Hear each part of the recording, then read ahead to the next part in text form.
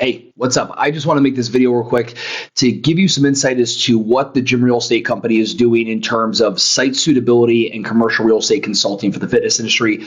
Nobody is offering what we're offering at scale for the fitness industry, and I think you might find this interesting. So this is a current presentation. I've just got the data pulled up, so I wanted to make this video working within a franchise out of Seattle. So we went ahead. This location has two corporately owned locations here in Seattle.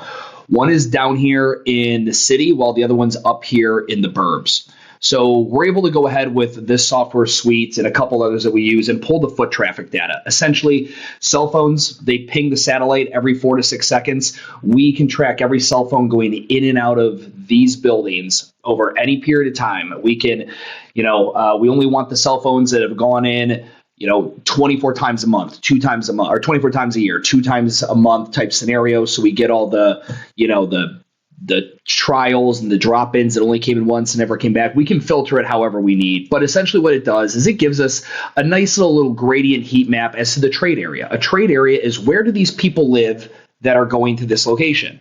So this is their urban area, so it's obviously very densely packed. When you go to their suburban market, you see that trade area is grossly much more sprawled out, which you would expect in a suburban market. From here, we're able to go ahead and compare to zip codes. So we're able to go and figure out exactly which zip codes our members and visitors are coming from for each location, and which is nice for this corporately owned 2 locations. One is urban and one is suburban. So we're able to then go ahead when they're opening up franchises. We have a great core customer for their suburban market, and we've got a great core customer for their urban market. Whereas other franchises just have one location and then go into different submarkets. That gets a little hairy. We're also able to do cannibalization. So when you open up in multiple units in the same market, you want to make sure you're not overlapping the trade areas too heavily. You see, that's obviously the cautionary tale of companies like F45.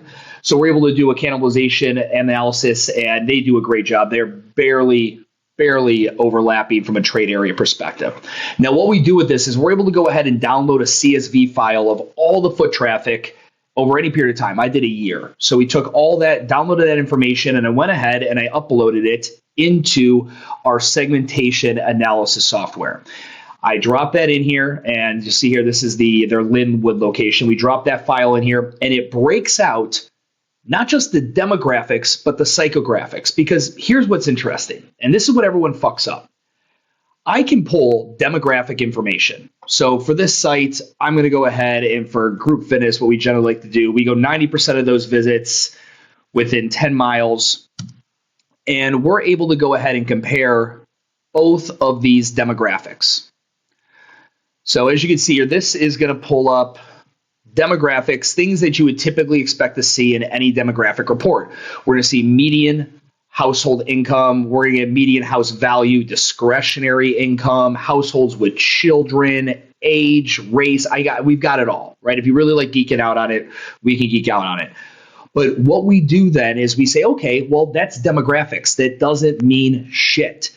What a broker's going to tell you, or what someone who's a little bit more ignorant in this world is like, oh, this zip code has a household median income of $110,000. That's how much they make. That does not speak to how they buy.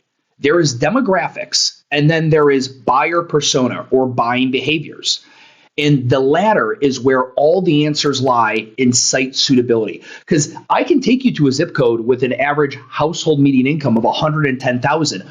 But if that buyer persona chooses they shop online for 86%, meaning they don't really like leaving the house, they are Peloton and tonal buyers and mirror buyers for at-home fitness, that is not the ideal buyer or persona in which we want to select a site for a brick and mortar gym.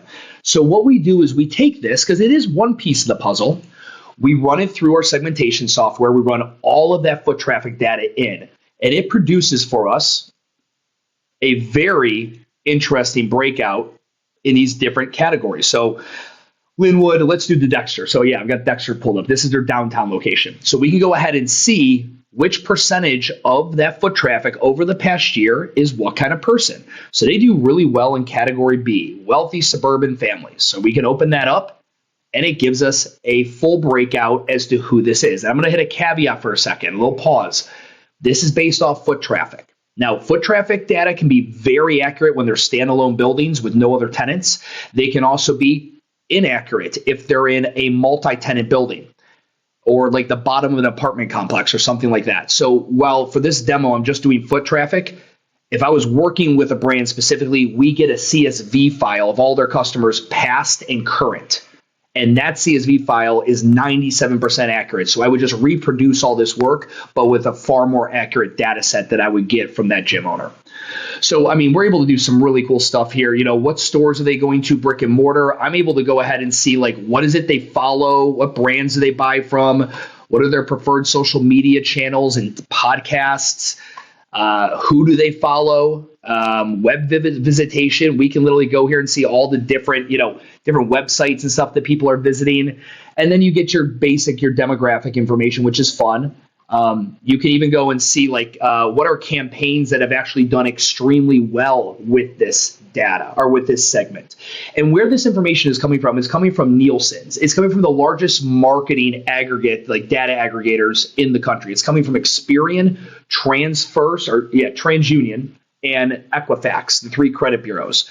These companies, while they all have individual businesses that we know them for, they are the largest aggregators of consumer buying behavior, and they break all of us up into these segments and these categories. So with this one being wealthy suburban families, we can get real granular with it. I could shoot you a PDF, but it allows me to go ahead and you tell me, hey Stu, I think we want to open a location in Cincinnati, Ohio. I can start pulling into Columbus or Cincinnati, and we can start getting real granular as to what sections we can find these people. The beauty is these are all what these taxonomies or these segments, they're all broken into these larger groups, but you can get a gross level of understanding at a segment level. So there's sub-segments underneath those bigger family segments, and we can even compare. So we can break this down and let's do a different one. Let's do the Linwood.